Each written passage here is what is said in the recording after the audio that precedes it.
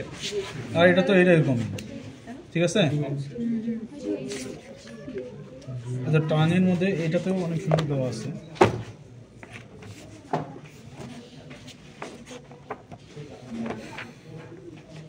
এই দেখো, এটা হচ্ছে টান, অক্সের টান, এটা হর্সের, এটা দেখো গোটের, এটা হচ্ছে ডগের, এটা হচ্ছে ক্যাটের টান, টানগুলো। আচ্ছা, তারপরে দেখো এখানে একটা জিনিস আছে, তার কারণে খোলা এই কাঁচা একটু সাহায্য কর।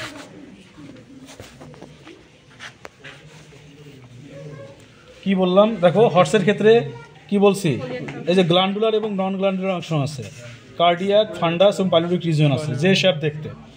আর ক্যাটেলেরটা দেখো, ক্যাপিলারির মধ্যে যেহেতু 4টা কম্পার্টমেন্ট, 4টা কম্পার্টমেন্টের ভিন্ন ভিন্ন ইন্টারনাল অর্গান আছে। তারপরে গোটের ক্ষেত্রে দেখো, গোটের ক্ষেত্রে সেম অ্যাজ ক্যাটেল, ডগের ক্ষেত্রে ফান্ডাস, রেডিশ ব্রাউনিশ কালার, এগুলো তোমার ওই সেম অ্যাজ ইয়ার মতো, ট্রু স্টোমাকের মতো। এবং শেপ যেটা ডগের স্টোমাকটা হচ্ছে তোমার পাইরিফর্ম আর ভি শেপ। হর্সের স্মল ইন্টেস্টাইনটা কীরকম, স্মল ইন্টেস্টাইনের মধ্যে প্রথমে ডিউডেনাম, জেজুনাম, ইলিয়াম, 3টা আছে না। ডিউডেনামটা হর্সের হচ্ছে হর্সশু শেপ, এটা মনে রাখবা, হর্সশু শেপ, ঠিক আছে। হর্সশু মানে কি জানো,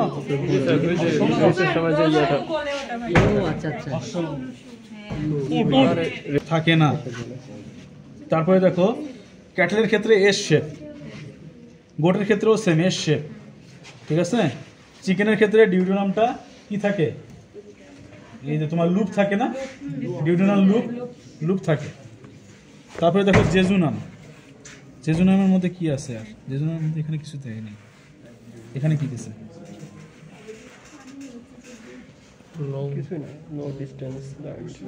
ওইরকম কিছু দেয় নাই।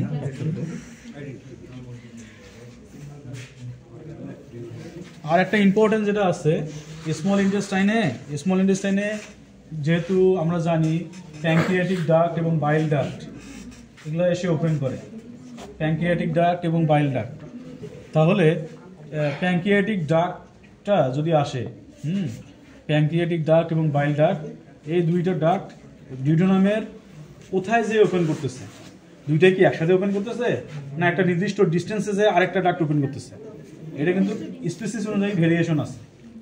এই দেখো এখানে বলছে, যদি হর্স হয়, pancreatic duct and hepatic duct together open into the duodenum 12 to 15 centimetre away from the pylorus scene.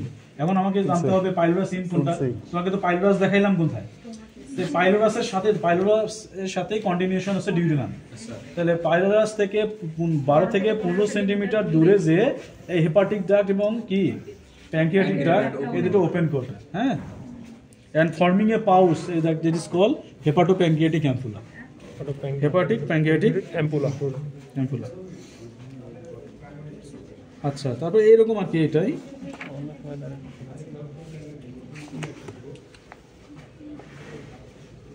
আচ্ছা, লার্জ ইন্টেস্টাইনটা দেখো, লার্জ ইন্টেস্টাইনের ক্ষেত্রে হর্সেরটার ক্ষেত্রে একটু ব্যতিক্রম পাচ্ছি।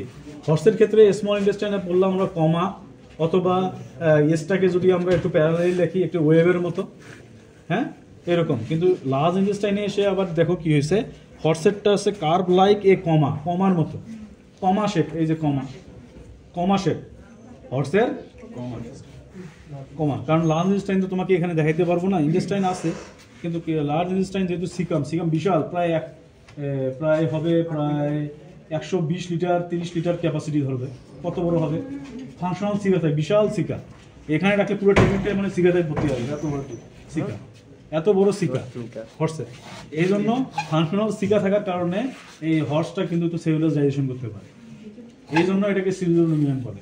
দেখো হর্সের স্টোমাকের মধ্যে আবার দেখে মনে হচ্ছে যে এটা গ্ল্যান্ডুলার স্টোমাকের মতো সাইজ, কিন্তু ইন্টারনালি কাটলে আবার গ্ল্যান্ডুলার 11টা, 2টা পার্ট।